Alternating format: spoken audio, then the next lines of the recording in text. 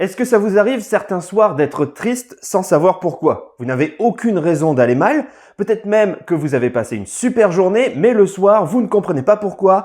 Il y a cette tristesse qui vous replie sur vous-même. Bonjour à tous, je suis Nicolas Bourne, coach en développement personnel et expert en communication familiale. Et aujourd'hui, je vous propose d'essayer de comprendre cette fameuse tristesse sortie de nulle part que l'on connaît tous. On est tous fait pareil et on connaît tous des hauts et des bas, que ce soit donc à cause d'inquiétude, à cause de stress ou juste parce qu'on se sent triste. Alors quand on comprend pourquoi on se sent pas bien, ça nous aide pas forcément à aller mieux, mais quand on ne sait pas du tout d'où ça vient, c'est d'autant plus frustrant qu'en fait on ne sait pas quoi faire. Alors cette tristesse, elle peut apparaître dès le matin, parfois après une super bonne nuit de sommeil, comme apparaître en fin de journée, on en déduit qu'il n'y a pas forcément de règles, du moins de règles liées au sommeil. Des fois, cette tristesse n'est là qu'une seule soirée, des fois elle est là toute une journée, et parfois elle peut s'étirer sur plusieurs jours. On n'a plus rien qui nous motive, on a juste envie de se coucher, de rester dans notre lit avec peut-être la télé allumée et peut-être un gros pot de glace au chocolat, je suis sûr que vous me suivez. Alors, avant toute chose, sachez que c'est tout à fait normal et que c'est quelque chose qui arrive à tout le monde, on le disait au tout début de la vidéo. Alors si on peut commencer cette vidéo avec une note positive, c'est bien celle-là, ce n'est pas vous le problème. Se sentir triste, c'est un fonctionnement qui est tout à fait humain. Sauf que de base, pour moi, un être humain devrait être fourni avec un mode d'emploi pour vraiment comprendre notre corps et notre cerveau. Et c'est pas une blague. Bon, pour vous parler de vous à moi, il y a quelque chose que je ne comprends pas, c'est pourquoi est-ce qu'aujourd'hui, nous n'avons pas de cours de développement personnel à l'école pour connaître en fait les bases du fonctionnement humain, que ce soit le cerveau, que ce soit le corps. Je vous garantis que si c'était le cas, on n'aurait pas chaque année de plus en plus de personnes qui seraient sous antidépresseurs, puisque de base, on saurait d'où vient le problème. Se sentir triste, ça arrive à tout le monde, mais il y a toujours une raison en fait derrière chaque sentiment de tristesse. Et avec quelques cours à peine, tout le monde pourrait plus facilement identifier ses problèmes pour être plus heureux dans sa vie. Je vous le garantis vraiment. Comprenez bien que le problème ne vient donc pas de vous et la bonne nouvelle, c'est que vous avez un pouvoir pour combattre cette tristesse. Vous avez aussi un pouvoir pour combattre votre colère ou tout sentiment négatif que vous avez en vous. Alors aujourd'hui, dans cette vidéo, on va se concentrer sur la tristesse, mais comme à aucun moment dans notre scolarité, on nous a expliqué pourquoi ça nous arrive, pourquoi on peut se sentir triste ou en colère et comment on peut s'en défaire, on se sent totalement impuissant, on rumine, on reste replié sur nous-mêmes et ça ne nous aide absolument pas à avancer. Là où ça peut commencer à être grave, c'est quand cette tristesse devient récurrente et que ça peut devenir une dépression, comme on dit parfois, une dépression saisonnière. Tout ça en réalité parce qu'on cultive notre mal-être. Et je ne vais pas employer le terme « cultiver » à la légère. Chez l'être humain, c'est vraiment ce qu'on va faire. Au lieu de travailler à aller mieux, dès qu'on a une petite graine de mal-être, une toute petite graine de mal-être, on s'y enfonce totalement dedans. C'est comme si on allait travailler à l'arroser, si on la regardait grandir. Et finalement, quelle surprise, on perd le contrôle. Et après, plus on attend, plus ça va devenir dur pour aller de l'avant. Ça va devenir dur pour l'enlever comme un arbre qui aurait grandi. Quand il est tout petit, on peut l'arracher à la main, on peut enlever toutes les racines qui vont avec. Mais quand il a trop grandi, ça devient impossible. On a besoin de matériel, on a besoin d'une tronçonneuse par exemple, ou de professionnels qui vont nous aider à l'arracher à la racine. Et l'une des premières raisons qui pousse à avoir ce sentiment donc de tristesse, ce sont ces petites questions que l'on va se poser tous les jours. Est-ce que ma réunion va bien se passer? Est-ce que je vais réussir à terminer mon travail dans les temps? Ou même parfois ça peut être des remarques.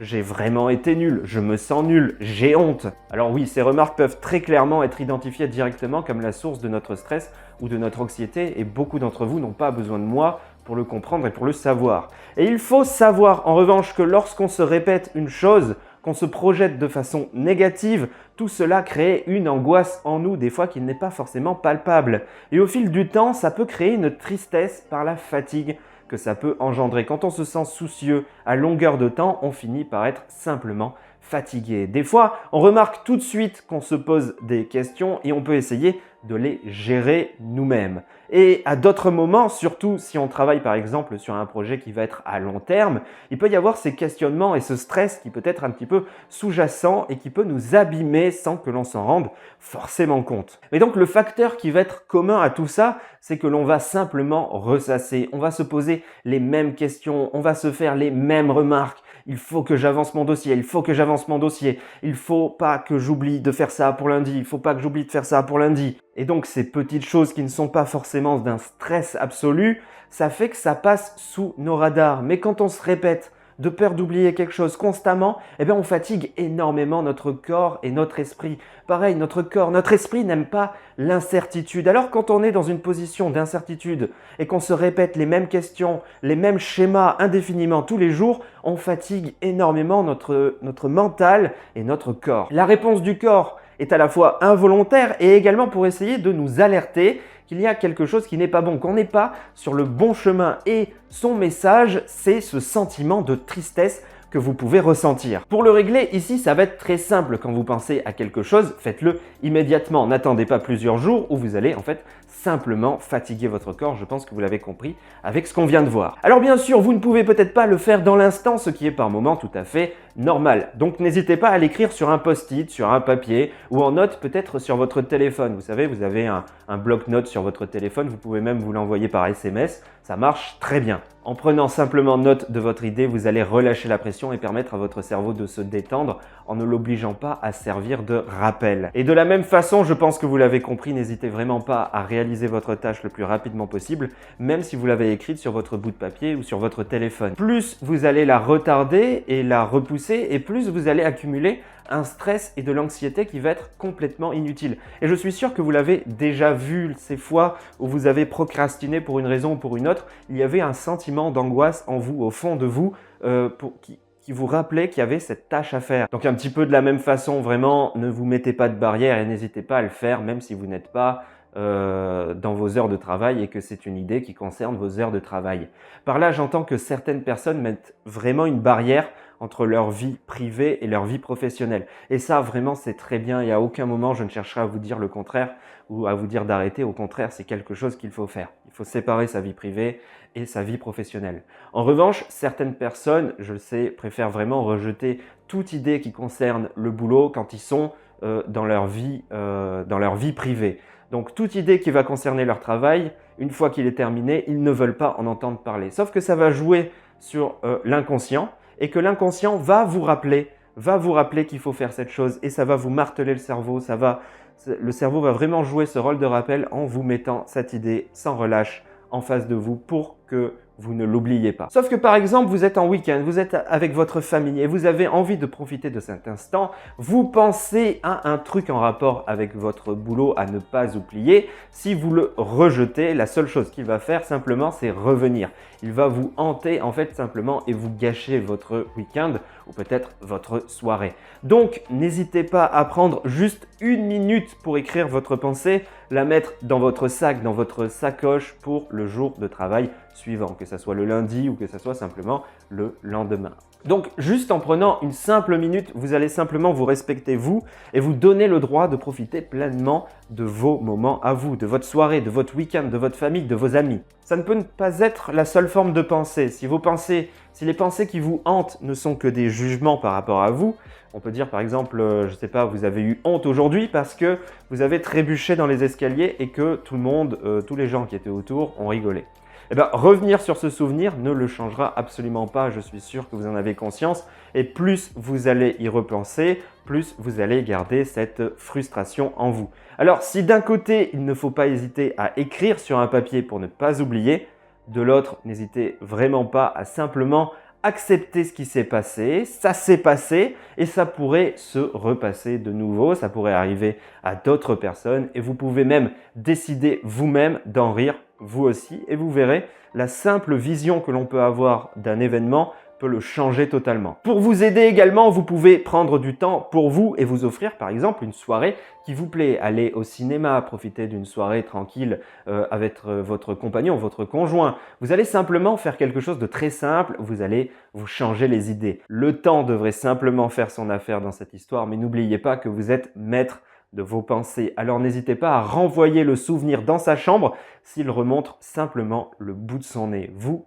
avez le droit de le faire, vous pouvez le faire, vous avez le pouvoir de le faire. Alors avant de terminer ce point sur les pensées, je vous demanderai pour vous d'éviter au maximum de penser de façon négative au futur. Ça, je pense que c'est quelque chose, vous en avez déjà entendu parler. Les pensées de ce genre ne vous apportent rien de bon dans votre vie. On appelle un petit peu ça le fait de se faire des films. Et certains vont tellement loin qu'on pourrait adapter l'image en disant qu'ils vont carrément se faire une série télé avec des centaines d'épisodes. Le truc, c'est les feux de l'amour. alors qu'ils ont juste marché dans une merde de chien en sortant de chez eux. Voilà, c'est simple. Non, ce n'est pas parce que vous imaginez quelque chose qu'il y a toutes les chances que ça se réalise. Alors laissez-la où elle est et pensez de façon plus positive. Concentrez-vous sur les choses que vous aimez et sur les choses que vous devez faire pour que tout se passe bien. C'est un petit peu paradoxal, mais quand on imagine que la chose va mal se passer, eh bien, on est dans un futur probable plus que dans le présent. Et du coup, notre concentration sur notre tâche n'est pas totale. Et c'est justement à ce moment où on va se planter, où on va aller droit dans le mur et que le potentiel futur négatif, en fait, peut se réaliser finalement. Donc en fait, on gagne tout à ne pas visualiser le futur et à rester concentré véritablement sur la tâche qui va peut-être nous stresser. On va prendre un exemple pour que ça soit le plus simple possible. Si on prend l'exemple d'un étudiant qui doit absolument réussir son test en anglais, il va travailler en visualisant l'échec de son année s'il rate ce fameux test d'anglais. Du coup, il n'est pas totalement concentré sur ses leçons et il va mal les retenir. Il va visualiser ses parents en train de le disputer, il va visualiser le fait qu'il a complètement raté sa vie s'il rate ce test. Et à la fin de la journée, il sera à la fois fatigué par sa journée de révision, mais également par la charge mentale qu'il s'est imposée tout au long de la journée.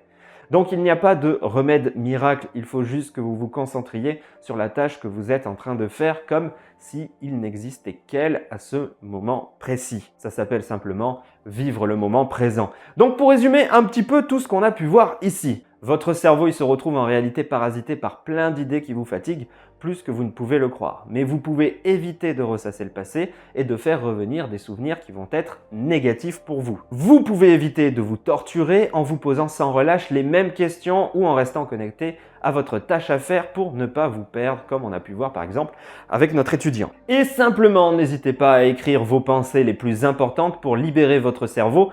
Bien sûr que vous pouvez retenir 2 ou 3 choses à faire, mais les écrire vous permettra simplement de ne pas vous fatiguer, vous, votre corps et votre cerveau. Et ça joue pas mal dans la balance, vous pouvez me croire. Bien souvent, en réalité, les gens vont se tromper de combat. Certaines personnes se croient impuissants et du coup ne font rien par rapport aux sentiments qu'ils peuvent ressentir et donc vont se mettre en position fétale dans leur lit ou dans leur canapé, donc ne plus bouger. Et d'autres au contraire se croient trop puissants et veulent tout faire, veulent tout rejeter, veulent repousser les limites. Sauf que notre corps a des limites qu'on ne peut pas contrôler nous-mêmes. Notre corps, il est un petit peu une personne à part. Et en revanche, ce que l'on peut contrôler, et que ces 2 types de personnes qu'on a pu voir dans cette vidéo n'y accordent pas d'importance, ce sont de contrôler nos pensées. Certains ne les contrôlent pas assez, certains cherchent à les contrôler beaucoup trop. Alors oui, on peut se motiver pour travailler plus longtemps, ou alors pour travailler plus durement, en se disant simplement qu'on peut le faire, et en se motivant soi-même. Oui, bien sûr, se mettre un coup de pied aux fesses, c'est assez efficace et je suis certain que vous n'allez pas me dire le contraire. Mais il faut aussi faire la part des choses pour essayer de respecter en fait notre propre corps, nos besoins et savoir quand il faut simplement lever le pied. Ce que je vous dis là, c'est simplement une forme de maturité sur notre corps, comprendre et accepter les limites de notre corps et comprendre quelles sont les limites de notre corps et pouvoir aller de l'avant quand on croit qu'on ne peut pas ou alors lever le pied quand on en fait trop, simplement. Je vous le disais en début de vidéo, si nous avions des cours de développement personnel à l'école, je pense que le monde serait totalement différent aujourd'hui, du moins les mentalités seraient vraiment différentes. Alors je le répète avant de vous quitter, la chose sur laquelle nous avons un pouvoir total, c'est sur nos pensées. Et pourtant, on a tendance à se laisser victimiser, c'est vraiment le terme. On se laisse victimiser par nos pensées ou alors on victimise notre corps. Donc simplement, c'est à vous de jouer. J'espère que cette vidéo vous aura aidé. N'hésitez pas à réagir dessus en commentaire ou à poser peut-être vos questions. Elles donneront peut-être un futur sujet de vidéo pour y répondre simplement au mieux. Alors en attendant vos retours, je vous remercie pour avoir regardé la vidéo jusque-là. Je vous dis à très bientôt et simplement prenez soin de vous. Salut à tous, à très bientôt.